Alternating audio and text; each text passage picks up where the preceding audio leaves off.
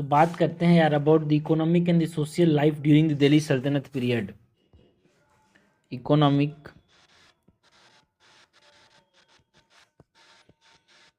And social life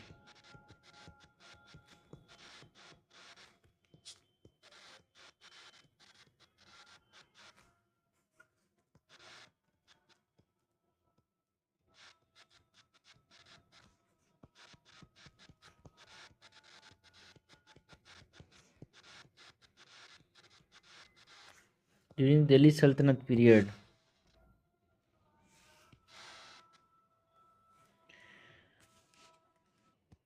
so Delhi Saltanat के अंदर economic and social life की बात करते हैं। सबसे पहले तो यहाँ पे जो लैंड रिवेन्यू सिस्टम था यार, ठीक है, दिल्ली सल्तनत में जो लैंड रिवेन्यू सिस्टम था वो प्राइमरी सोर्स था इनकम का। एडमिनिस्ट्रेशन के लिए जो पैसा लाएंगे वो कहाँ से लाएंगे भाई? लैंड रिवेन्यू से, जमीन से जो टैक्सेस एक तरह से वसूलेंगे वहाँ से लाएंगे।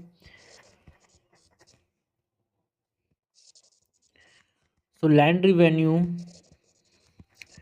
was the primary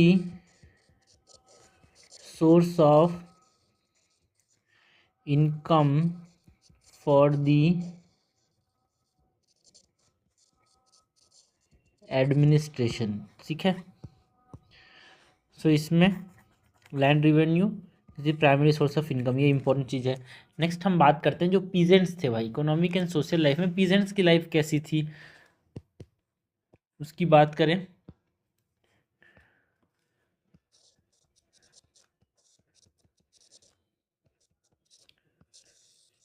मतलब जो खेती किसानी करते थे पीजेंट्स की बात करेंगे।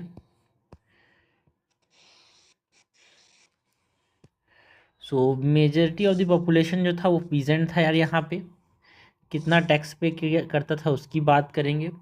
क्या क्या मुश्किलों का सामना करना पड़ता था, हार्डशिप, उसकी बात करेंगे। जो वैरायटी ऑफ क्रॉप्स ये उगाते थे उसकी बात करेंगे।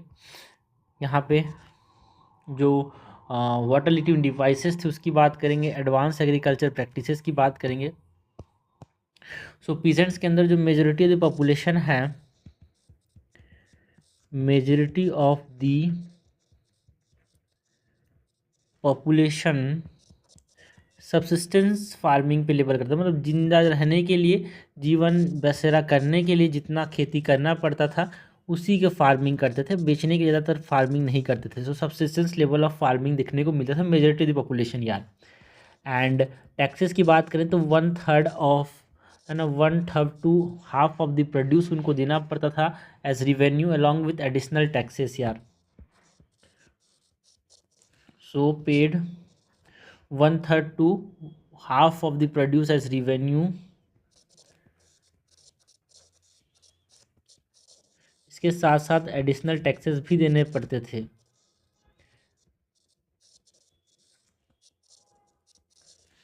एंड तरीके से उनकी ज़िंदगी बहुत मुश्किल से चलती थी यार। जब फेमाइन यहाँ पे देखने को मिलता था बार बार, बिकॉज टैक्सेस ज़्यादा हैं तो हर बार खेती अच्छी हो ऐसा ज़रूरी नहीं है, तो देना तो पड़ता था टैक्सेस। तो उसकी वजह से फेमाइंस का सामना करना पड़ता था। और जब लड़ाई झगड़े होते थे तो उसकी वजह से भी इनको मुश्किलों का सामना करना पड़ता था जो पीजेंट्स है। तो हमेशा किसान ही पिसता है भाई, आज का ज़माना भी हो या फिर पुराना दिल्ली सल्तनत का समय क्यों हो। ठीक है, so faced hardship due to famines and wars. And peasants के अंदर यहाँ पे बहुत सारे वैरायटी ऑफ क्रॉप्स ये उगाते थे यार, जिसमें हम कैश क्रॉप्स की बात करते हैं जिसमें पैसा मिले, लाइक पेडीज, ठीक है, फ्रूट्स उगाते थे, वेजिटेबल उगाते थे, स्पाइसेस उगाते थे। So peasant grew a variety of food crops,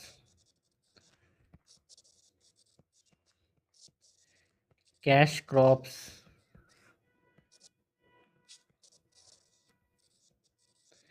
vegetables and spices. यहाँ पे खेती की बात करें तो पीजेंट्स के लिए यहाँ पे वाटर लिफ्टिंग डिवाइसेस जो थे वो हमको देखने को मिले, लाइक जो पर्शियन व्हील, इस तरह से चक्का यहाँ पे ना बाल्टी रहती थी, इस तरह से घूमता था और यहाँ से कैनाल्स में पानी को डिस्ट्रीब्यूट करता था, जिसको हम एक तरह से पर्शियन व्हील बोलते हैं, वो हमको देखने को मिला यार। So water lifting devices like the Persian wheel were used for irrigation and advance agriculture techniques की बात करें तो वो यहाँ पे प्रैक्टिस किए जाते थे, लाइक जो क्रॉप रोटेशन है, double cropping, three crop harvesting, है ना, फ्रूट की ग्राफ्टिंग करते थे। तो एक तरह से एडवांस एग्रीकल्चर टेक्निक्स के बारे में यहाँ पे पीजेंट्स को पता था। So advanced agricultural techniques where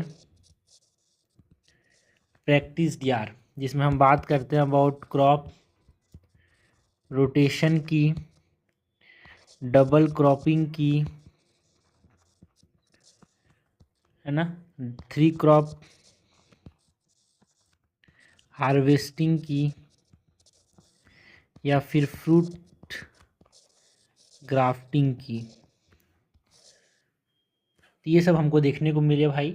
peasants के लाइफ की बात करेंगे अगर यहाँ पे social life and economic life में पीजेंट की लाइफ की बात करें तो यहाँ पे पीजेंट का ज़िंदगी ऐसा चलता था।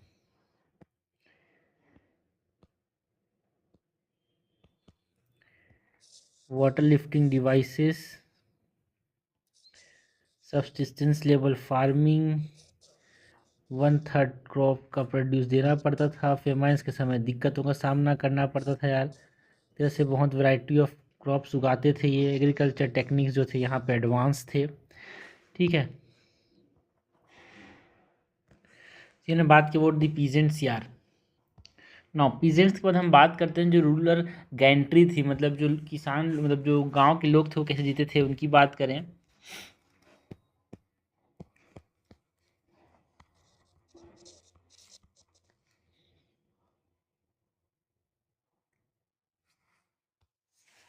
सो रूरल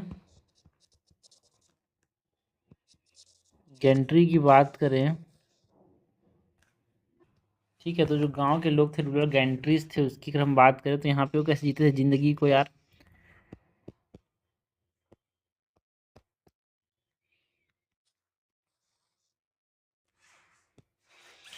है ना, जो मुकदमस देखने को मिलते थे। मुकदमास मतलब जो विलेज हेडमैन होते थे ना, एंड खुद जो कि लैंडलॉर्ड होते थे वो बेटर लाइफस्टाइल एंजॉय करते थे देन दी रूरल, जो जनरल जो रूरल गांव के लोग थे उनसे। मुकद्दम्स दैट आर दी विलेज हेडमैन्स, गांव के जो मुखियाज होते थे, आज भी वही हालत है दोस्त। एंड जो खुद होते थे दैट इज जमींदार होते थे, landlords, they enjoyed a better lifestyle। And जो गांव के लोग की बात करें तो they had lands at concessional rates यार। बट पीजेंट्स को यहाँ पे कभी कभी शोषण भी किया था, तो ये हमको देखने को मिला था यहाँ पे। हैड लैंड्स एट, मतलब सज्जन्स की रूरल, देखो रूरल गेंट्री का मतलब क्या है, गांव के जो बड़े लोग हैं उनकी बात की जा रही है, ठीक है। तो इनको ज़मीन मिलती थी एट कंसेशनल रेट, सस्ते दामों पे। एंड यहाँ पे ये पीजेंट्स को जो खेती, इसके ऊपर जो यहाँ पे खेती करते थे उनको कभी कभी ये एक्सप्लॉइट भी करते थे, शोषण भी करते थे उनका, ठीक है। एंड एक तरह से रोड कॉस्टली हॉर्सेस, जो महंगे घोड़े होते थे उनको कभी कभी बेचते थे, रखते थे। एंड एक तरह से फाइन क्लॉथ्स यहाँ पे ये पहनते थे यार, महंगे कपड़े। एंड एक तरह से लग्जरियस लाइफ जीते थे यार, जो आज भी ऐसे ही है। सो ये हमने बात की रूरल गैंट्री की, मतलब जो गांव के बड़े लोग, विलेज के अमीर लोग, ठीक है। सो रूरल गैंट्री में हमने बात की मुकद्दम्स की, जो कि क्या होते थे, विलेज हेडमैन्स, खुद जो कि लैंडलॉर्ड्स, बेटर लाइफस्टाइल जीते थे, सस्ते दामों पे ज़मीन मिल जाता था इनको, है ना। रोड करते थे, मतलब महंगे घोड़े चलाते थे ये। तो ये हमने बात की रूरल गैंट्री की। नेक्स्ट जो एग्रीकल्चर रिफॉर्म्स हमको देखने को मिले यार, उसकी बात करते हैं। ड्यूरिंग द दिल्ली सल्तनत, मेन तो बात कर ली अलग अलग रूलर्स के समय, बट इन जनरल यहाँ पे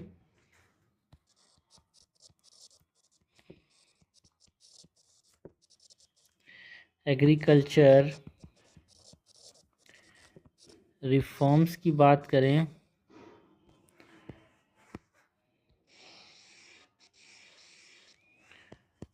सो एग्रीकल्चर रिफॉर्म्स में जो मोहम्मद बिन तुगलक था, जिसको पागल राजा बोलते हैं, जो फिरोज शाह तुगलक था, दोनों एक तरह से इरिगेशन को एक तरह से प्रमोट करते थे। उन्होंने उनके लिए टकावी लोन्स भी दिए कि भाई आप इरिगेशन के लिए लोन्स लो, है ना। सुपीरियर क्रॉप्स उगाओ, जैसे कि वीट को उगाओ यार, बाली ज़्यादा मत उगाओ, ये बोला। एंड फिरोज शाह तुगलक जो थे उसने बोला कि हॉर्टिकल्चर मतलब फ्रूट्स उगाओ, वेजिटेबल्स उगाओ, इस पर ध्यान दिया। देन दी क्रैश क्रॉप्स यार लाइक पैडी, राइस, व्हीट, है ना।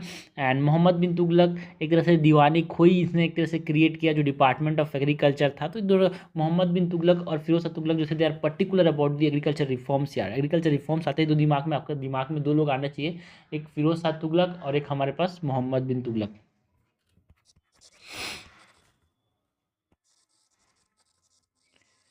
Mohammad bin Tughlaq and Firoz Tughlaq promoted irrigation and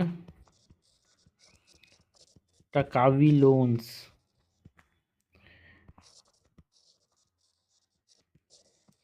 And this encourage superior loans, जैसे कि सुपीरियर क्रॉप्स यहाँ पे ये एनकरेज करते थे। जैसे कि हम बात करें अबाउट वीट ओवर बार्ले उगाने की बात करता था, ठीक है।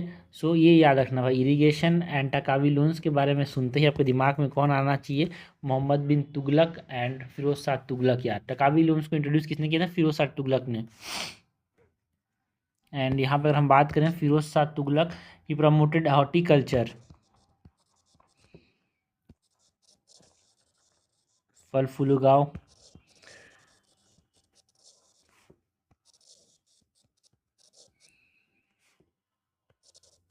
इसकी बात करते थे। एंड जो मोहम्मद बिन तुगलक थे,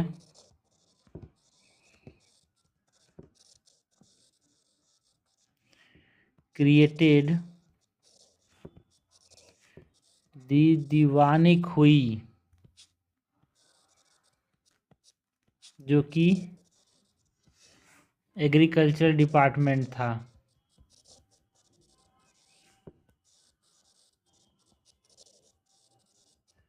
ओके, तो ये हमको याद रखना कि दीवाने खोई किसने स्टार्ट किया था? मोहम्मद बिन तुगलक ने, एग्रीकल्चर डिपार्टमेंट। फिरोज शाह तुगलक ने किसको प्रमोट किया था? हॉर्टिकल्चर। नेक्स्ट हम बात करते हैं अबाउट अर्बनाइजेशन एंड ट्रेड की।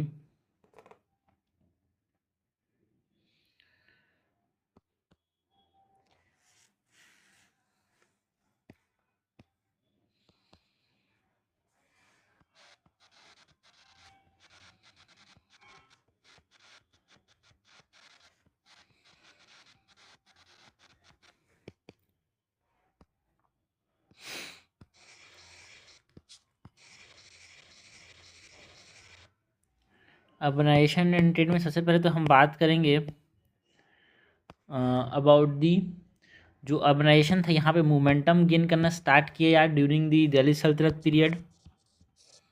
शहर में लोग यहाँ पे रहने लगे। So urbanisation gained momentum during this period. And जिसमें हम बात करते हैं about the growth of towns की।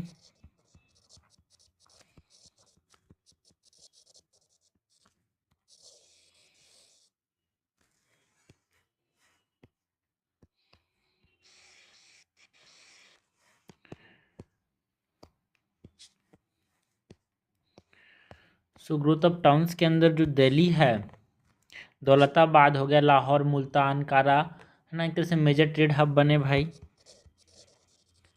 Delhi, Daulatabad, Lahore, Multan, Kara, Lakhnauti, Anhilwara, Cambay, this become major trade hubs. यहाँ पे ट्रेड हब्स के अंदर हम बोल तो दिए भाई, ट्रेड हब्स में यहाँ पे अलग अलग रीजन अलग अलग चीज़ों के लिए जाने जाते हैं भाई। जो गुजरात रीजन है, Bengal and Gujarat, it is known for high quality textiles.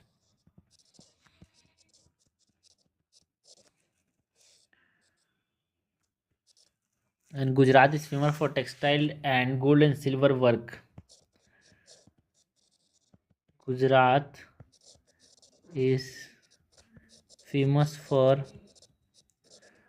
textiles, gold and silver work. And जो सोनार गांव है, that is Bengal, it is famous for raw silk fine cotton clothes. Sonargaon, that is Bengal, it is famous for raw silk fine cotton cloth. Growth of towns के बाद यहाँ पे हम बात करते हैं रॉयल रोड्स की। जैसे कि यहाँ पे रोड्स देखने को मिले फ्रॉम पेशावर टू सोनारगांव। जो सोनारगांव जो कि बंगाल है भाई, एक तरह से बिल्ड किसने किया था? मोहम्मद बिन तुगलक ने, है ना। दौलताबाद तक भी यहाँ पे रोड बिल्ड किया था टू इंश्योर एफिशिएंट ट्रैवल यार। तो ये सब हमको देखने को मिले ड्यूरिंग एक तरह से अर्बनाइजेशन एंड ट्रेड वाले समय में।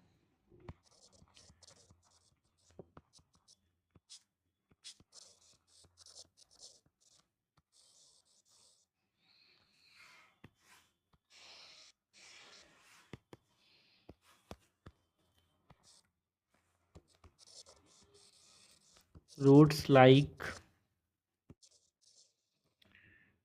Peshawar to Sonargaon and a road built by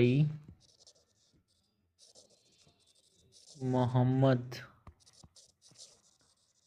Tughlaq to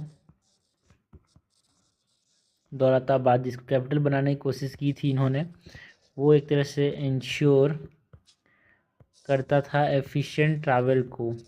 Devgiri जिसको हम बोलते हैं महाराष्ट्र में जो है भाई दौलताबाद, ठीक है। रॉयल रोड्स बनाए गए भाई ट्रेड एंड कॉमर्स के अंदर। सराई देखने को मिला, सराई इस term used for the rest houses यार, जो कि हाईवेज के अराउंड यहाँ पे जो ट्रैवलर के कन्वीनियंस के लिए ट्रैवलर वहाँ पे रुक सकें उसके लिए बनाए गए थे। तो ये टर्म पूछा जाता है आपसे, कोई पूछेगा भाई sarai term is used in Delhi Saltanat for what, तो आपको बताना है it is used for rest houses.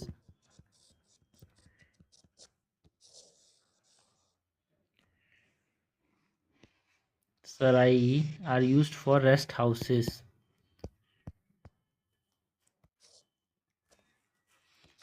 These are established along highways for travelers convenience। Trade and commerce के नाम पर पोस्टल सिस्टम भी बहुत अच्छा डेवलप किया गया था भाई। यहाँ पे हॉर्स पे ऊपर रिलाई किया था, रनर्स होते थे जो कि मैसेज को कैरी करते थे, है ना। एंड लॉन्ग डिस्टेंस में एक तरह से ये प्रोड्यूस करता था इंपॉर्टेंट चीज़ को, है ना। फ्रेश प्रोड्यूस को लॉन्ग डिस्टेंस में ले जाने के लिए यहाँ पे कुरियर सिस्टम यहाँ पे इस्तेमाल किया जाता था। फिर पोस्टल सिस्टम की बात करें,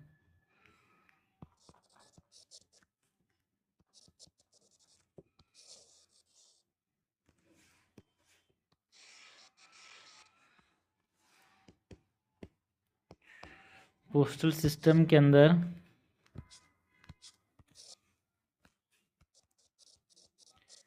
हॉर्स रिलेस देखने को मिलते थे and runners they carried messages, निर्देश को ले जाते थे। एंड जो फ्रेश प्रोड्यूस लाइक फल ले जाना है तुरंत तुरंत, है ना, किसी को देना है। So fresh produces across long distances. And यहाँ पे रनर्स की बात करें तो फ्रेश गंगा वाटर जो है send to Mohammad Tughlaq at Daulatabad, है ना, रिले सिस्टम से एग्जांपल की बात कर रहे हैं हम, है ना। गंगा के पानी को यहाँ पे साफ़ सुथरा जो पानी है उसको दौलताबाद तक मोहम्मद बिन तुगलक मंगाता। थोड़ा पागल टाइप का था, मैं उसी तो बोल रहा हूँ पागल राजा, इसलिए नहीं बोलते थे इसको। तो पानी को मंगाता था, तो इसके लिए रनर्स का इस्तेमाल किया जाता था। So fresh Ganga water send to Mohammad Tughlaq eight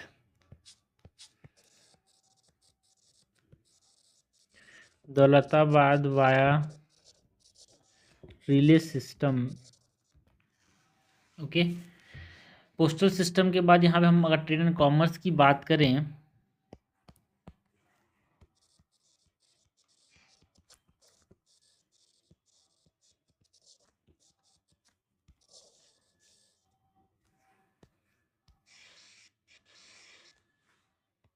trade and commerce के अंदर हम बात करते हैं about the overseas trade and inland trade की।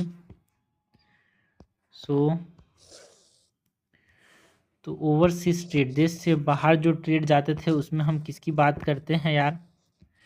Overseas trade it is control by, किसने कौन कंट्रोल करता था? मुल्तानीज एंड अफगान मुस्लिम्स इसको कंट्रोल करते थे। Controlled by Multanis and Afghan Muslims, and it is linked with Persia, West Asia and South East Asia के साथ ये रिलेटेड था, लिंक था। ओके, ओवरसीज ट्रेड में यहाँ पे इंडिया क्या क्या चीज़ को एक्सपोर्ट करता था यार? फाइन टेक्सटाइल्स को, सिल्क को, कॉटन को, वूल को। कहाँ पे? पर्शियन गल्फ के अंदर, रेड सी में, ठीक है, पर्शियन गल्फ, रेड सी, चाइना पे एक्सपोर्ट करता था ये। पर्शियन गल्फ में कौन है याद रखना भाई? पर्शियन गल्फ में हमारे पास ये जो इराक है, पर्शियन गल्फ में इराक है, ईरान है, यूएई है, ओमान है, क्वातर है, ठीक है। ये सब देश जो आते हैं वो पर्शियन गल्फ में आते हैं यार, ठीक है। सऊदी अरेबिया का भी कुछ पार्ट है। एंड रेड सी के अंदर हमारे पास कौन कौन सी चीज़ देखने को मिलती हैं? बहरीन आता है, कुवैत आता है ना, ये सब सिटीज़ हैं, है ना। पर्शियन गल्फ के बाद जो रेड सी है, रेड सी में हमारे पास इधर Yemen, Saudi Arabia, Oman, Oman तो पर्शियन गल्फ में आता है, ठीक है, ओमान, यूएई, है ना। सूडान जो है वो रेड सी वाले जो, जहाँ से हम लोग निकल के कहाँ जाते हैं एक तरह से, जो स्टेट ऑफ जो स्विस कैनाल है वो, उसके थ्रू जो है वो रेड सी से होके आता है, ठीक है। तो ये हम बेसिक आइडिया होना चाहिए। So India exported fine textiles, silk, cotton and wool to Red Sea, to the Red Sea, Persian Gulf and China. ये तो इम्पोर्ट्स की एक्सपोर्ट्स की बात की यार। सो इम्पोर्ट्स अगर हम बात करें तो इम्पोर्ट्स में इंडिया ओवरसीज से क्या इंपोर्ट करता था यार? हाई ग्रेड टेक्सटाइल यहाँ पे इंपोर्ट करता था, ठीक है। यहाँ पे फाइन टेक्सटाइल भेजता भी था, और बाकी जो यहाँ पे नहीं होता था उसको इंपोर्ट भी करता था। ग्लासवेयर इंपोर्ट करता था, हॉर्सेस इंपोर्ट करता था, पोर्सिलिन को इंपोर्ट करता था इंडिया यार, दिल्ली सल्तनत के समय। High grade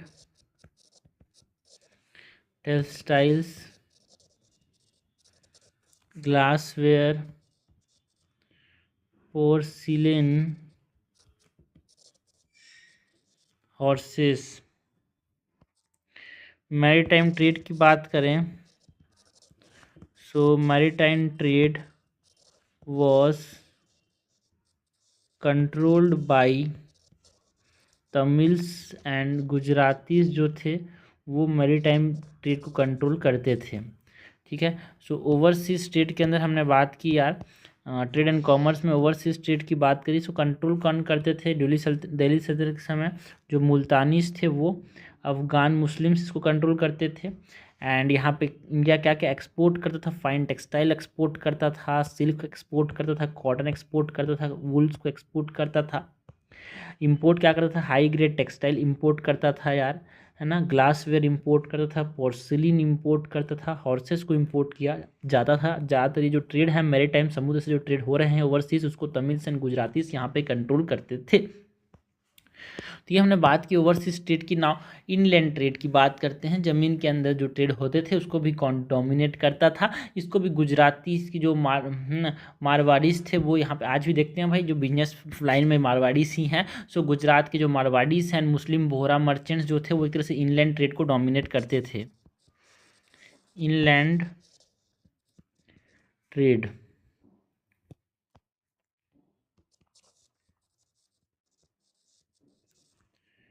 dominated by Gujarat, Marwaris and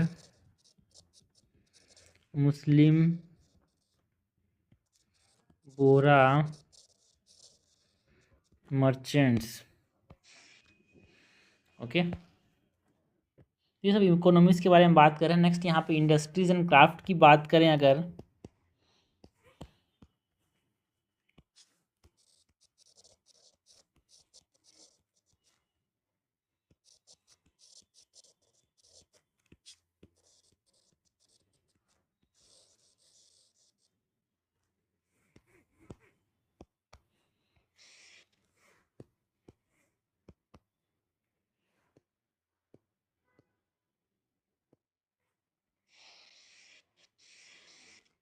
industries and craft के अंदर यहाँ पे मेजर इंडस्ट्रीज की अगर हम बात करें,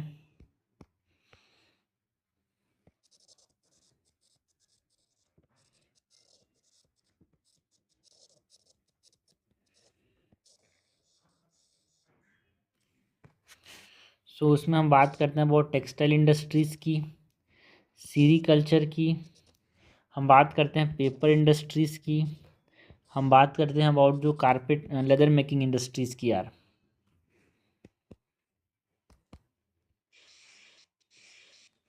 ओके, मेजर इंडस्ट्रीज़ में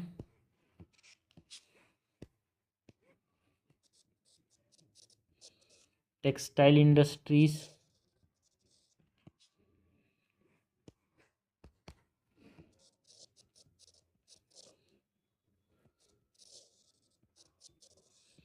जो टेक्सटाइल इंडस्ट्रीज़ थे यहाँ पे कॉटन एंड सिल्क ज़्यादा फ्लरिश करता था यार। टेक्सटाइल इंडस्ट्रीज़ के बाद हम बात करें अबाउट जो सीरीकल्चर है, sericulture is the word that is used for silk production. So large scale production of silk देखने को मिलता था, जिसकी वजह से सिल्क इंपोर्ट यहाँ पे कम होते थे यार।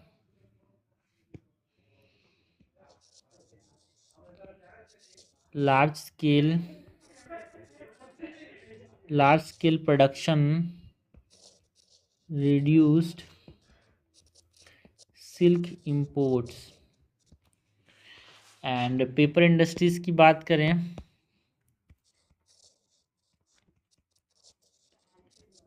सो पेपर इंडस्ट्रीज में एक तरह से इट एक्सपांडेड यार, कहाँ से? 14th-15th सेंचुरी में पेपर इंडस्ट्री जो था वो एक्सपांड हुआ, ठीक है।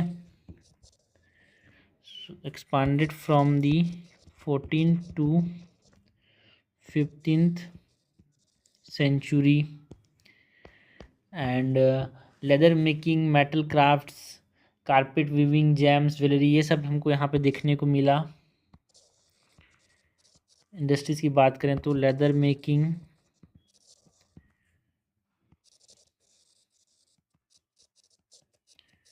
Metal crafts, carpet weaving, James and jewellery, ना ग्लिंज पॉटरी यहाँ पे हमको देखने को मिला, जो कि इंट्रोड्यूस किया गया था किसके द्वारा, पर्शियन मर्चेंट्स के द्वारा।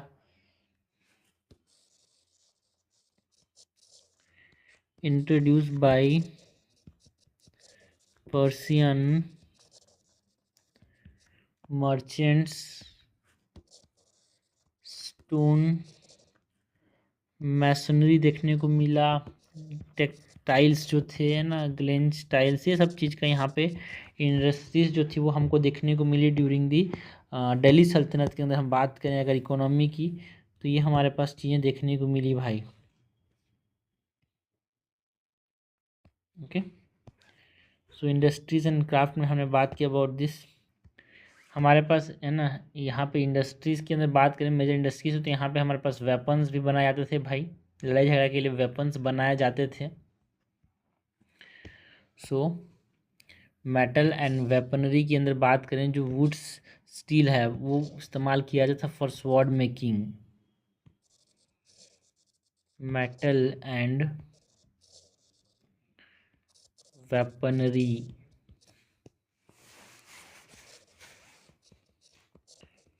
Would steel for sword making.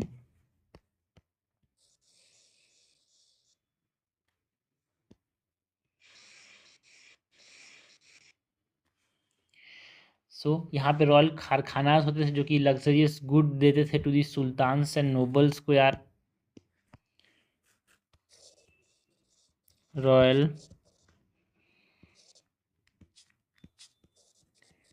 कारखानास, it supplied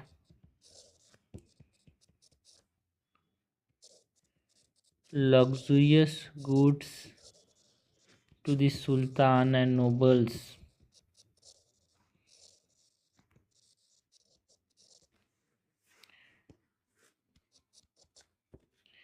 and urban economy and merchant life की बात करें, अगर इकोनॉमी के अंदर ही बात करें तो सोशल लाइफ की बात नहीं की भाई, है ना। दिल्ली सल्तनत के समय हम यहाँ पे इकोनॉमी की बात कर रहे हैं, तो अगर हम बात करेंगे about the urban economy and merchant life,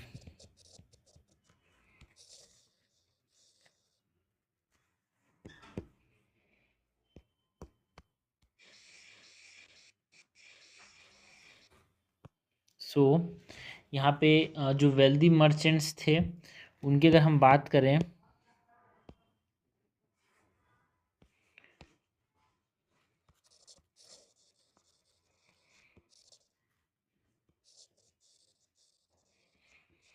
so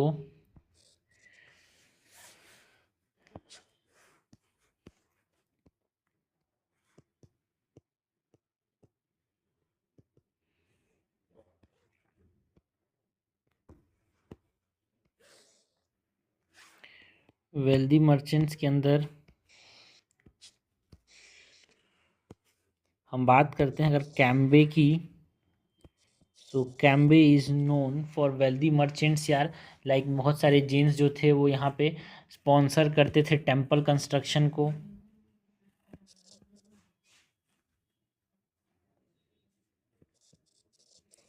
known for wealthy merchants and many Jains who sponsored temple construction।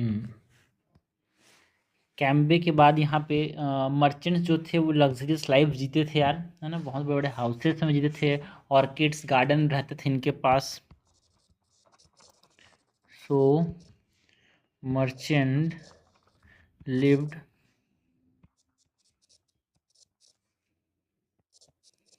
luxuriously with fine houses, orchards and gardens। Merchants के बाद यहाँ पे मुल्तानी मर्चेंट्स अगर हम बात करें,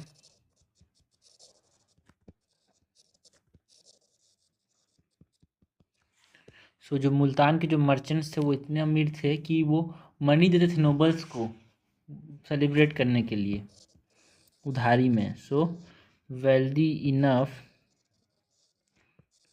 to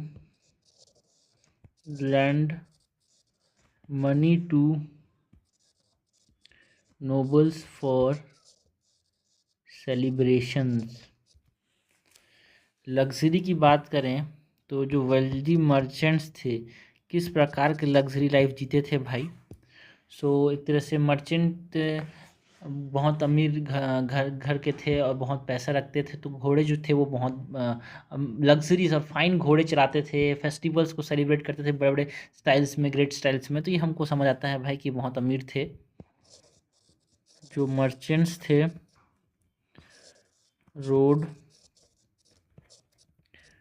fine horses celebrated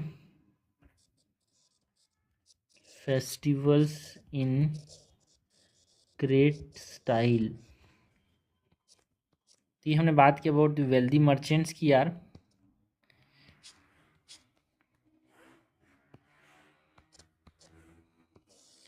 next हम बात करें जो बारनीस अकाउंट है.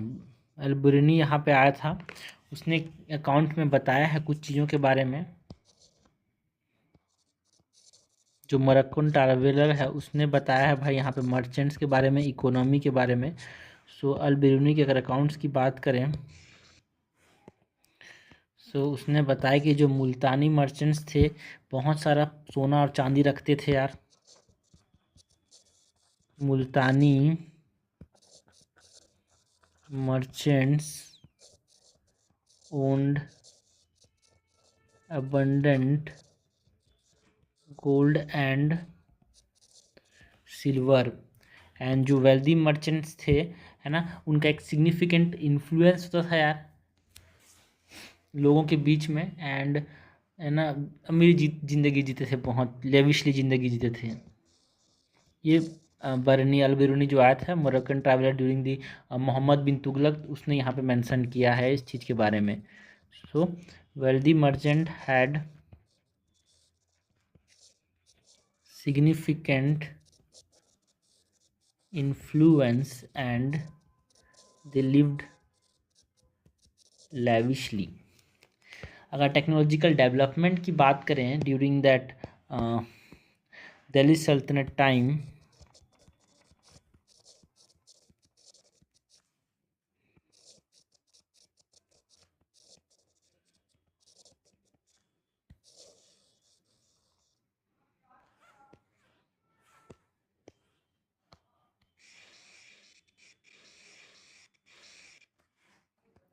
सो टेक्नोलॉजिकल डेवलपमेंट के अंदर यहाँ पे आयरन स्टैरप्स थे है ना, मतलब घोड़े चढ़ने के लिए. एंड आर्मर्स थे फॉर कैवलरी यार, जो घुड़सवार है उनके लिए. तो उसकी वजह से एनहांस हुआ क्या warfare. Iron stirrup and armour for cavalry enhanced warfare. And metallurgical growth हमने देखा यार ड्यूरिंग दिल्ली सल्तनत. यहाँ पे टेक्नोलॉजी की अगर बात करें और मेटलर्जी की नहीं बात करें तो ऐसा कैसे हो सकता है. सो मेटलर्जिकल ग्रोथ देखने को मिला, मतलब डिमांड जो था मेटल प्रोडक्ट्स का लाइक वेपनरी आर्मर से इंक्रीज हुआ यार.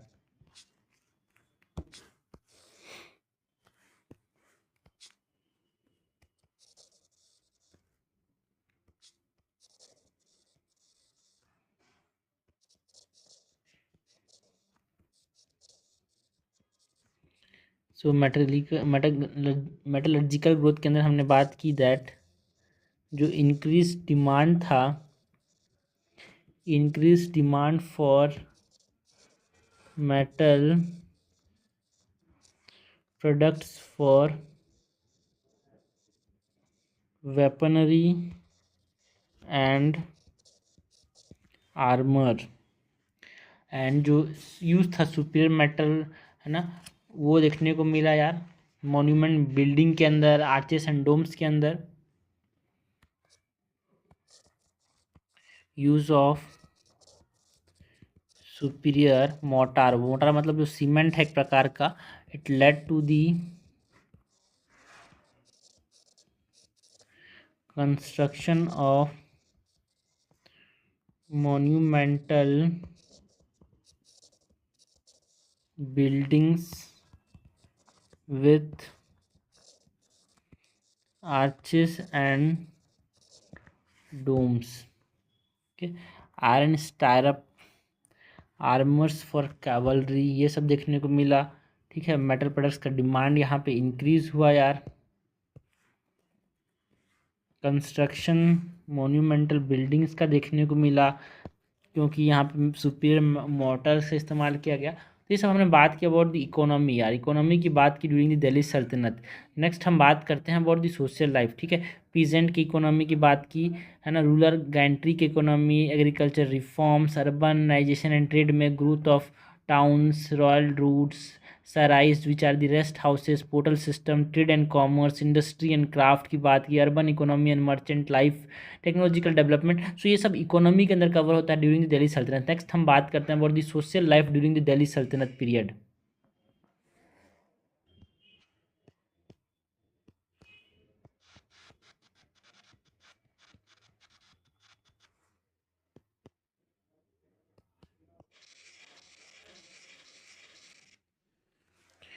सोशल लाइफ में हम बात करते हैं, पहले तो डाइवर्स पॉपुलेशन देखने को मिला था यार। डाइवर्स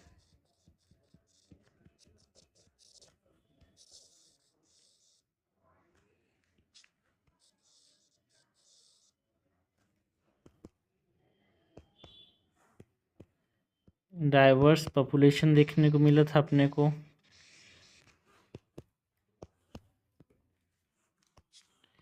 डाइवर्स पॉपुलेशन के अंदर हम बात करते हैं कि लोबर्स कहीं पे लेस थे, कहीं पे एक तरह से लार्ज क्लास ऑफ क्लर्क्स देखने को मिला यार।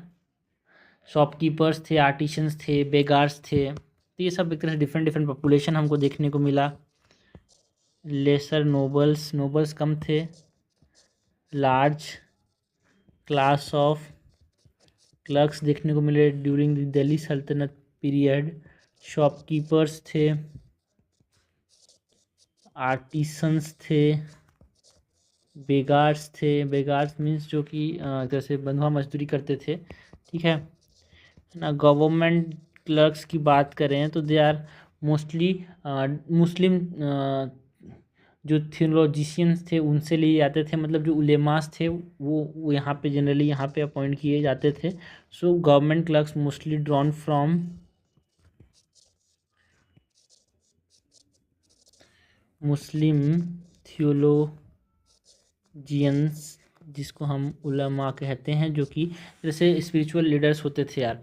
सो ये हमने बात की डाइवर्स पॉपुलेशन की। यहाँ पे स्लेवरी हमको देखने को मिला ड्यूरिंग दिल्ली सल्तनत यार। ठीक है, डाइवर्स पॉपुलेशन की बात करते हैं। सोशल लाइफ में स्लेवरी जो था वो यहाँ पे हमको देखने को मिला, जिसके बारे में यूपीएससी ने प्रीलिम्स में क्वेश्चन भी पूछा है। बहुत स्लेव्स किसके पास थे यहाँ पे, अलाउद्दीन खिलजी के पास बहुत ज़्यादा स्लेव्स थे। Slow slavery existed in India, West Asia and Europe at that time यार।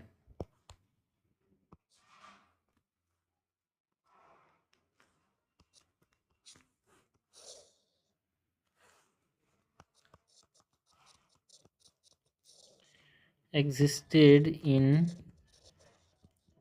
इंडिया, वेस्ट एशिया मतलब इराक ईरान वाले रीजन में, एंड यूरोप। अगर हम रोल ऑफ स्लेवरी की बात करें यहाँ पे, या फिर स्लेव्स का क्या रोल था, तो वो रोल, उनके रोल्स के अंदर हम बात करें, they work as a domestic servants, domestic service provide करते थे, कंपेनियनशिप्स की लेबर प्रोवाइड करते थे यार। डोमेस्टिक सर्विस घर का काम करते थे, कंपेनियनशिप साथी का एक तरह से काम करते थे,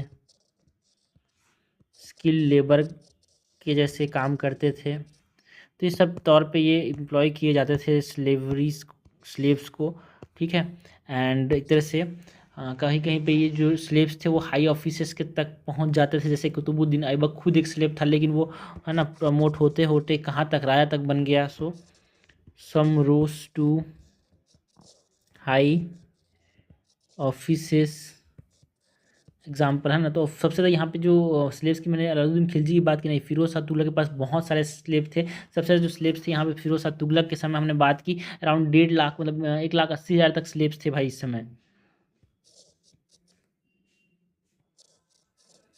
Qutubuddin Aibak slaves and Firoz Tughlaq had around 1,80,000 slaves. तो ये हमने बात की about the role of slaves की। नेक्स्ट अगर हम बात करें कंडीशन ऑफ स्लेव्स की, कैसे कंडीशन में रहते थे ये। सो कंडीशन ऑफ स्लेव्स की अगर हम बात करें तो इनका कंडीशन कैसा हो सकता है भाई, अच्छा तो होगा नहीं, ठीक है। सो एक तरह से सम टाइम एकदम हार्श कंडीशन में रहते थे, बट मास्टर्स उनको खाना और रहने का जगह देता था, ठीक है। जो इनको मास्टर रहते थे, जो इनके मालिक, वो इनको रहने और खाने की जगह देते थे, ठीक है। तो खाने और रहने की जगह देते थे। तो समटाइम्स बहुत हार्श कंडीशन में रहते थे, बट मास्टर्स जो थे provided food and shelter, and वो शादी करने का हक भी रखते थे, एंड उनका पर्सनल प्रॉपर्टी भी वो रख सकते थे यार। So they are allowed to marry and own personal property. And यहाँ पे एमेंसिपेशन ऑफ स्लेव्स देखने को मिला एज अ मेट्रिकुलस एक्ट यार, कि हम स्लेव्स को रख सकते हैं।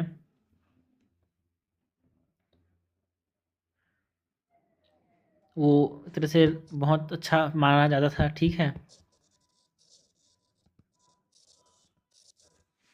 एमेंसिपेशन ऑफ स्लेव, स्लेव रखना नहीं भाई, स्लेव को छोड़ देना एक तरह से एक बहुत बड़ा एक्ट माना जाता था, बहुत बड़ा चीज़ माना जाता था। सो इमेंसिपेशन ऑफ स्लेव्स, जिसने स्लेव्स की रिहाई कर दी, उसको एक तरह से बहुत अच्छी नज़रों से देखा जाता था। It is said as a meticulous act.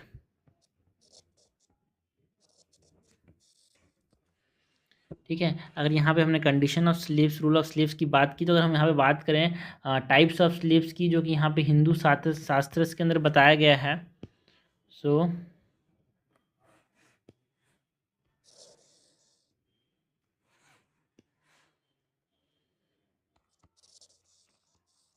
Types of slaves की बात करें एज पर हिंदू शास्त्रास, ठीक है। तो born in the house hold, या फिर ऐसे स्लेव्स जिसको परचेस किया जाता था ऐसे, या फिर जिनको एक्वायर्ड किया जाता था मतलब लड़ाई के थ्रू, या फिर इनहेरिटेड यार, उसका बेटा स्लेव बनेगा, उसका बेटा स्लेव बनेगा, तो ये हमारे पास है। So born in the household, मतलब किसी स्लेव का बेटा पैदा हुआ उस घर में, तो वो उसका भी स्लेव बन जाएगा। सो या फिर ऐसा स्लेव जिसको परचेस किया जाता हो, या फिर जिनको एक्वायर्ड किया गया हो थ्रू वॉर्स, लड़ाई में जीत के, सामने वाला हार गया तो उसका स्लेव्स भी इसके हो जाएंगे। या फिर इनहेरिटेड, अपने मेरे पापा का स्लेव था कोई, तो वो मेरा भी स्लेव बनेगा। तो इस तरह से यहाँ पे टाइप्स ऑफ स्लेव्स की बात की यार हमने, ठीक है। Food price and cost of living की अगर बात करें ड्यूरिंग द दिल्ली सल्तनत, ये भी important cheese during the social life यार, पैसा कितना खाने का लगता है आज भी ये इंपॉर्टेंट चीज़ है। सोशल लाइफ में फूड प्राइस का बहुत इंपॉर्टेंट रोल है। So food price and cost of living,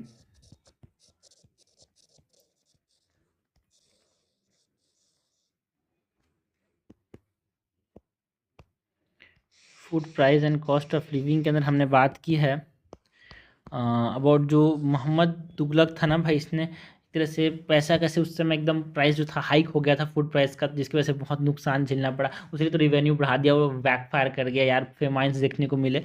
so under Mohammad Tughlaq price rose sharply.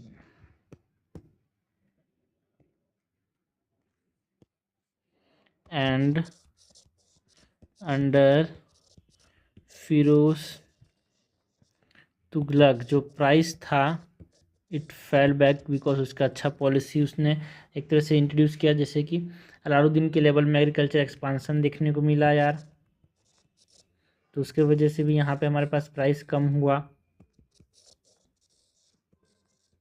Due to agricultural expansion और इरीगेशन। एग्रीकल्चर कैसे एक्सपांड होगा? इरीगेशन से। तो ये सब चीज़ें थी, food prices and cost of living की बात की। नेक्स्ट सोशल इनइक्वालिटी की बात करते हैं यार। समाज की बात करें और समाज में इनइक्वालिटी की ना बात करें तो समाज का बात अधूरा रह जाएगा यार, ठीक है। तो फिरोज शाह तुगलक में प्राइस जो हाइक था वो कम हुआ ड्यूरिंग दी मतलब जो मोहम्मद बिन तुगलक में जो प्राइस हाइक था वो फिरोज शाह तुगलक के समय कम हुआ बिकॉज अलाउद्दीन का जो तरीका था, है ना, अलाउद्दीन के लेवल तक, क्योंकि अलाउद्दीन के समय बहुत कम प्राइस था भाई, अच्छे से मेंटेन रखता था। वो कैसे किया भाई उसने? फिरोज शाह तुगलक ने एक तरह से एग्रीकल्चर एक्सपांड करके। नेक्स्ट हम बात करते हैं सोशल इनिक्वालिटीज़ की, जो कि हमको देखने को मिला in the social life during the Delhi Saltanat यार।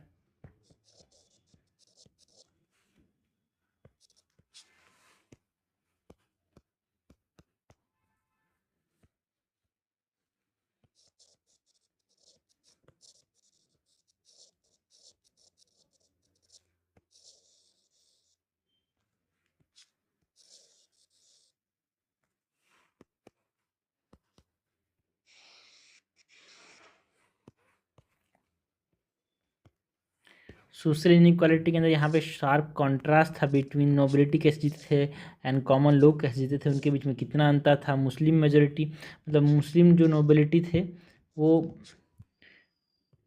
ज़्यादा बढ़िया जीते थे यार, मतलब दिखावा ज़्यादा करते थे जो मुस्लिम नोबल्स थे वो। एंड सम वेल्दी मर्चेंट्स जो थे, जिसमें हम हिंदू एंड मुस्लिम्स की बात करें, वो एक्स्ट्रावेगेंटली बहुत अच्छा जीते थे। एंड मासेस की बात करें जो कि टाउन्स एंड विलेज में जीते थे, वो सिंपल लाइफ जीते थे, बट हाँ एक तरह से जॉय एंड फेस्टिवल्स में यहाँ पे खुशियाँ, ये फेयर्स जो होते थे उसमें खुशियाँ ये देखते थे। तो ये हमने बात की अबाउट दी सोशल इनइक्वालिटीज़ यार, मतलब जो मुस्लिम नोबिलिटीज़ थे वो एक तरह से दिखावा ज़्यादा करते थे, ठीक है। ड्यूरिंग द दिल्ली सल्तनत की बात कर रहे हैं, ठीक है। तो यहाँ पे शार्प कॉन्ट्रास्ट देखने को मिला, sharp contrast, sharp contrast between nobility and common people. And जो मुस्लिम नोबिलिटी था was particularly ostentatious मतलब दिखावटी। एंड कुछ वेल्दी मर्चेंट्स, जिसमें हम हिंदू मुस्लिम दोनों की बात करें, वो एक्स्ट्रावेगेंटली बहुत अच्छा ज़िंदगी जीते थे। सम वेल्दी मर्चेंट्स, इसमें हम बात करते हैं both Hindu and Muslims, they also lived extravagantly. And masses की बात करें, so masses in towns and villages lived simply, but खुशी कब मिलती थी? मेलों में एंड फेस्टिवल्स में, ओके। तो ये हमने बात की अबाउट सोशल इनइक्वालिटी की ड्यूरिंग दिल्ली सल्तनत यार।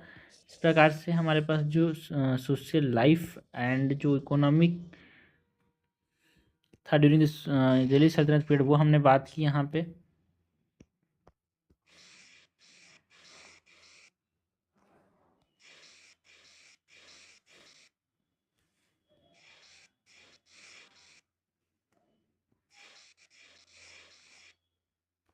ओके, तो ये हमने बात की अबाउट सोशल इनइक्वालिटी की, सोशल लाइफ के अंदर सोशल इनइक्वालिटी की बात की हमने, food price and cost of living की बात की, जो स्लेवरी था उसमें role of slavery, condition of slaves, types of slaves की बात की, डाइवर्स पॉपुलेशन देखने को मिला यार ड्यूरिंग द दिल्ली सल्तनत, सोशल लाइफ में ये सब देखा, टेक्नोलॉजिकल डेवलपमेंट की बात की इकोनॉमी में, है ना, urban economy and merchant life कैसा था ये बात की इकोनॉमी में, इंडस्ट्रीज एंड क्राफ्ट की बात की इकोनॉमी के अंदर, ट्रेड एंड कॉमर्स की बात की, सराय की बात की which is rest houses, postal system, royal roads, growth of towns देखा, अर्बनाइजेशन एंड ट्रेड में, and agriculture reforms, rural gentry, जो गांव के जो बड़े लोग थे वो कैसे जीते थे उसकी देखी बात की, पीजेंट्स कैसे जीते थे यार, है ना, ये सब economy and social life during the Delhi Saltanat period के समय हमने बात की। बहुत इंपॉर्टेंट टॉपिक है, अच्छे खासे क्वेश्चंस आते हैं, मोस्ट ऑफ दी क्वेश्चंस जो दिल्ली सल्तनत में आते हैं इस इकोनॉमिक एंड सोशल लाइफ से वो आते हैं टर्म्स के ऊपर, है ना, तो इस चीज़ को याद रखना यार।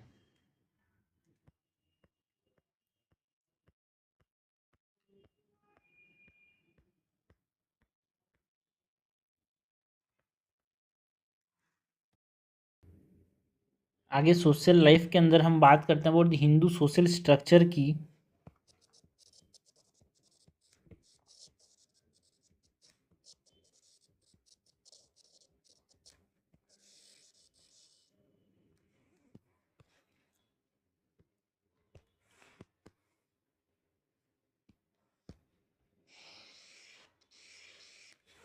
हिंदू सोशल स्ट्रक्चर के अंदर जो शूद्रास थे उनकी बात करेंगे, ब्राह्मण्स की बात करेंगे, क्षत्रियास की बात करेंगे, एंड जो आउटकास्ट थे जिसको चंडेलास की बात करते हैं ना उनकी बात करेंगे। सो सबसे पहले तो हम बात करते हैं अबाउट दी ब्राह्मण्स की यार। जो ब्राह्मण्स होते थे यहाँ पे दे आर रिटेन्ड, है ना, एक तरह से हाई स्टेटस माना जाता था इनको, हाई स्टेटस के तौर पे इन्होंने मेंटेन किया अपने आप को, रिटेन किया, so retain the high status, and ये जो ब्राह्मण्स थे they are allowed to take up agriculture beyond times of distress यार,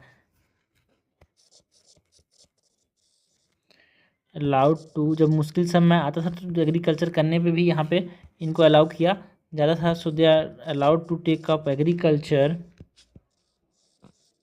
बियॉन्ड टाइम्स ऑफ डिस्ट्रेस। नहीं तो ज़्यादातर एक प्रीस्ट थे भाई, खेती किसानी क्यों करेंगे।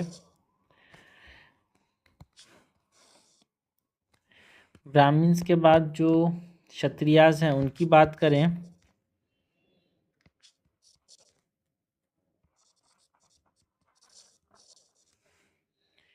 सो Kshatriyas their assign duty of protection and wielding weapons, ये इनको असाइन किया गया था, प्रोटेक्शन करेंगे मुश्किल समय में एंड वेपन्स बनाएंगे, so their assign duty of protection and wielding weapons. Brahmin Kshatriyas के बाद हम बात करें शूद्रास की,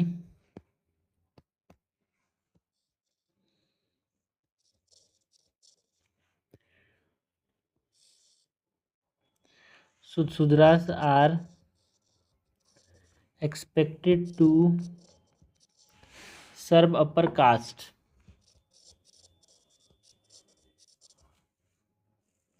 and Sudras are engaged in on all occupations except liquor and meat trade। सब चीज़ में यहाँ पे इनको एंगेज देखा गया except the liquor and meat trade, है ना। जैसे ही जो शूद्रास थे वो अपर कास्ट को सर्व करते थे, यहाँ पे जो दिल्ली सल्तनत की बात कर रहे हैं, एक्सेप्ट दारू और मीट के अलावा हर चीज़ को ये देखते थे यार।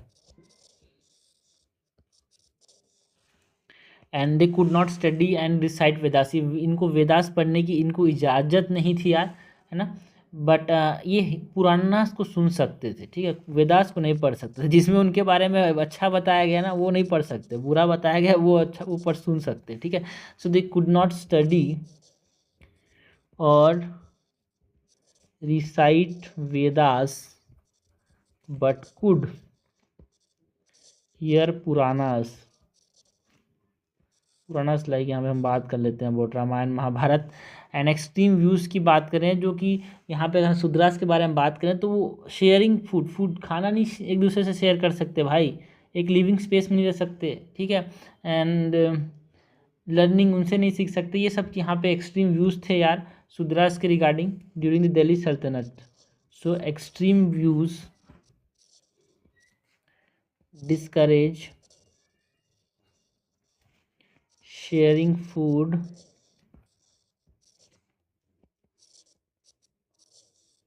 living space or learning from Sudras। And outcast की बात करें जो कि अलग होते थे, जिसमें हम बात करते हैं अबाउट चंडेलास की,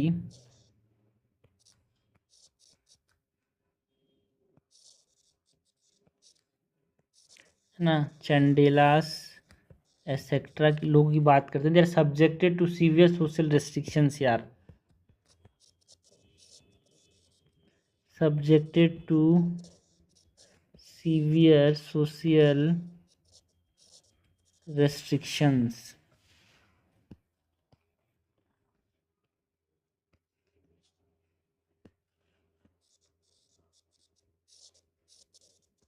हमने बात की about the Hindu social structure during what, during the times of Delhi Saltanat, Kshatriyas, Brahman, outcaste, Shudras,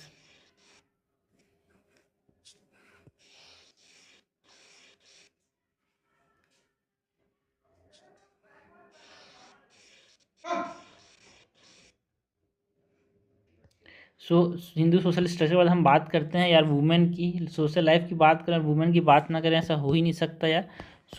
women in Hindu society की बात करते हैं ड्यूरिंग दिल्ली सल्तनत, वुमेन इन हिंदू सोसाइटी।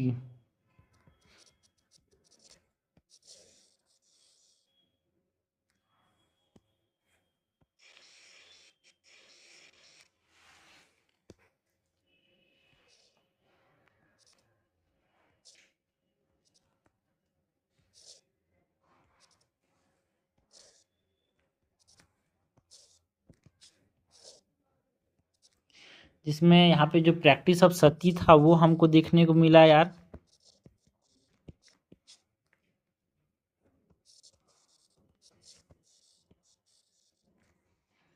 जिसमें हम बात करते हैं कि इस तरह से स्ट्रांगली अप्रूव किया था ड्यूरिंग दिल्ली सल्तनत यार, सम strongly approved it and others allowed it with reservations। And women's के अंदर यहाँ पे विडो रीमैरिज को डिस्करेज किया जाता था यहाँ पे, and especially for upper caste widow remarriages is discouraged especially for upper caste। And early marriage जो था वो एक तरह से नॉर्म था यार वुमेन्स के लिए, कम उम्र में शादी हो जाती थी। So early marriage it remained the norm. And देखो दे आर एक्सपेक्टेड यार, women are expected to devote and serve their husband यार, अपने पति को एक तरह से अपनी ज़िंदगी उनको एक तरह से सौंपित करने की बात की जाती थी वुमेन्स की, है ना, ड्यूरिंग दिल्ली सल्तनत। So expected to devoted and serve their husbands. And divorce तो अलाउ किया जाता था but only in rare cases, like मर गया या फिर डिसीज हो गया, divorce were allowed in rare cases like desertion or disease। है ना। डिसर्शन मतलब मरना नहीं, किसी को छोड़ के भाग जाना, तो उस केस में यहाँ पे डिवोर्स अलाउड किया जाता था। तो ये हमने बात की वुमेन की कंडीशन की ड्यूरिंग द दिल्ली सल्तनत यार, ठीक है। सती प्रैक्टिस यहाँ पे देखने को मिला, अर्ली मैरिजेस होते थे यार यहाँ पे, है ना। अपने पति को सर्व करना ये उनसे एक्सपेक्ट किया जाता था। विडो रीमैरिज जो था वो डिस्करेज था, specially around the upper caste से डिवोर्स अलाउ किया जाता था, बट इन रेयर केसेस। तो ये हमने बात की अबाउट दी वुमेन्स की इन हिंदू सोसाइटी ड्यूरिंग दिल्ली सल्तनत यार। सोशल लाइफ के अंदर एक भी इंपॉर्टेंट चीज़ है, women in Hindu society, Hindu social structure की बात की, सोशल इनइक्वालिटीज़ की बात की, स्लेव्स की बात की यार सेल्फ, है ना, सोशल लाइफ में।